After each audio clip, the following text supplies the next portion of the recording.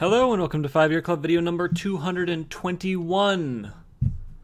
The topic for today is one of the latest concepts that I have read about in a book called Difficult Conversations. I think it's an excellent book. I will link to it in the description below.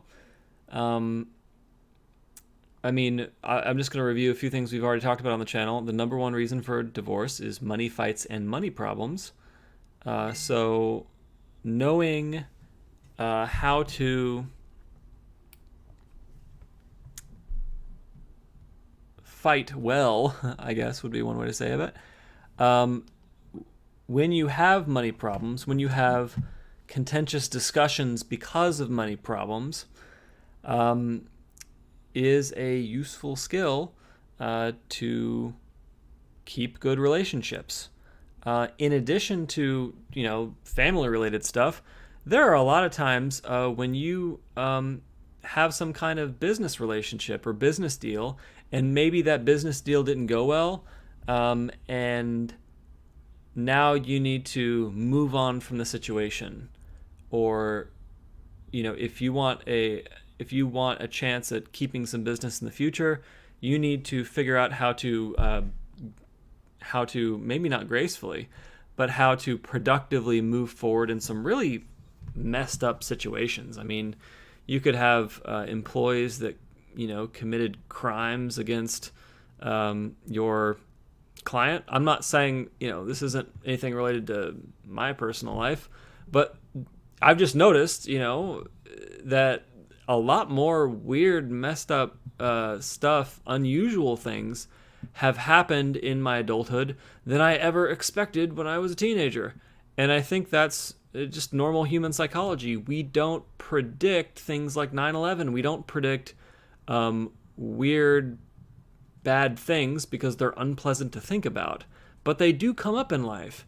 And so we need to be prepared to get through them and to have some kind of way to think about them, some kind of framework to think about them, so that we are not just at the mercy of whatever our brain happens to come up with at the moment, so that we have some confidence going into difficult conversations that they can be resolved and they can be resolved well. So anyway, mention the book. I think the book is excellent. The book is certainly something that I need because I love having some idea of what the hell is going on, and certainly I don't have any idea what's going on with a lot of conversations, so this has been really helpful for me. Anyway, I can't cover the whole book in this video, obviously. I think the audiobook, which is abridged, is 6 hours, so I'm just going to discuss a concept that I read about today, and I'm going to then link that to some of the broader themes in the book so that you get a little preview of the kinds of things that are discussed. So let's get going. Today, the importance of disclosing your feelings at the beginning of a conversation, at the beginning of a difficult conversation, is what was talked about. So it is very important at the beginning of one of these difficult discussions. It's going to be emotional, it's going to be hard for people, to disclose your feelings, to just get your feelings out, to know what they are, to describe them to the other person, and to not let any of them stay inside you, to not hide any of them from the conversation. Because what's going to happen if you don't disclose these emotions at the beginning of the conversation is that they are going to color the conversation. They're going to impact the way that you phrase things. They're going to impact the things you say, the tone of voice that you use. What feeling you don't express is going to impact the way the other person responds to you. Frequently, people will be much more sympathetic to what you're saying if you tell them about certain things that you're feeling than if you didn't tell them. If you didn't tell them, then they may be more defensive than they are sympathetic, and then it's more difficult to move forward with the conversation once people get defensive. And so I've listed out a few things I remember from the reading today, and we're going to go through that. Number one is that your feelings are complicated. So when you disclose your feelings, you need to think about them first in the full range of everything that's going on with you emotionally. If you think that you're feeling only one thing, like anger, it's probably not true. Like if this is a romantic discussion, you're probably not only feeling anger, because rarely do you get that angry at someone who you don't actually love. So you might be feeling anger and love. And if you're feeling anger and love, you might also be feeling some fear because you're afraid that things aren't going to work out.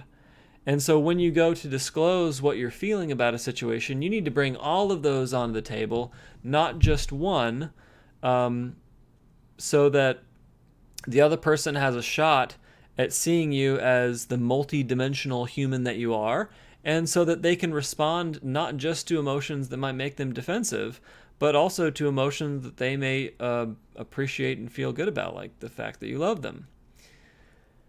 People like to think that they're simple. I like to think I'm simple. What I have noticed, and this is not just about people and their emotions, but it's also about engineering problems or anything else in life, is that there are very few things in life that are actually simple. If you really dig down into most problems and situations, you're going to find some complexity. You may ignore that complexity. It doesn't mean it's not there. So point is, think about ahead of time your full range of emotions. Another thing is, when you think ahead of time through these emotions, it's very possible that some of them are going to be resolved while you think about them, without you needing to talk to someone else. And that's going to be helpful because it means that you can focus on the most important ones when you actually have the discussion. And so this preparation work for the conversation is going to be very important in making the conversation go smoothly when you have it. Because again, if you don't have a clear view of what your emotions are going into this conversation, they're going to come out one way or another. And they're usually going to come out in ways that are not going to get you the outcome you want eventually. Third thing is, your feelings are important. This prep work is important because your feelings are important. The other person's feelings are also important. But your feelings are not going to magically go away. Feelings are not always logical. They're not going to be logical. That doesn't mean they're not important. Just saying this feeling is illogical doesn't make the feeling go away. It doesn't prevent the feeling from impacting how you talk with the other person. And so it's important to remind yourself, my feelings are important and they're going to matter in the long run. So I need to do this prep work around the feelings. I need to think about these feelings, and I need to think about the whole range of feelings and then talk about those at the beginning of the conversation, so that because this is what happens is, once the feelings are out, once everyone knows what the feelings are, then when you discuss the more practical aspects of the conversation, when you discuss, I think the example they gave in the book was a father talking with his daughter who was about to get married about what the wedding costs were going to be. When you discuss those practical aspects of the conversation, when the full range of feelings is out, you're more likely to present yourself in a more honest way than you would if you were focused only on one of the emotions. You're also more likely to be heard with more sympathy in these practical aspects if you have expressed the full range of emotions. So don't shortchange yourself. Do the prep work. Your feelings are important. It's important for the other person to know your feelings. They're going to impact the situation no matter what, so you might as well take the bull by the horns in the beginning and methodically think about them and disclose them ahead of time. And the final thing, and this is a more, practical thing, is you need to be careful about how you disclose your feelings. It is very common for people, when they think they're talking about their feelings, that instead they are actually making a value judgment about someone else. So a short example I came up with is, you make me so angry because you only think of yourself. Okay, well, yeah, you've said that you're angry, but you also just flipped that into an accusation about the other person. You only think about yourself. And when you introduce these kinds of other person value judgments, you're immediately making the other person defensive at a time when you should have just been talking about your own feelings and being honest about your own feelings, which, by the way, is going to encourage the other person to be honest about their whole range of feelings. And you may learn things from them that you didn't know before that make you more sympathetic to their point of view, which, of course, makes the conversation go better. All right, well, that is it for the latest concept discussed in the book, is the importance of getting these feelings out and getting them out completely and honestly at the beginning of the conversation. This ties ultimately into a larger theme of the book, which is that every conversation you have, the difficult conversations, actually there are 3 conversations within that conversation, and all 3 of these conversations need to be resolved some way by the end to have a satisfying outcome. And these conversations are a conversation about what happened, so the practical conversation about the facts of life, the facts of what's going on, the facts of what possible solutions are, the facts of what the implications of those solutions are. All of the technical stuff, yes, that's one of the conversations that's occurring. Number 2 is the how do you feel conversation that's going on within that conversation. So it's how do I feel? How do you feel? What feelings are happening in this conversation? And how are they impacting things? And how do they play into our lives? The feelings are important. So the feeling conversation also has to be resolved. The final conversation they discuss, so it's like a conversation within a conversation, is the identity conversation. The identity conversation has to do with how does this discussion impact how I see myself? The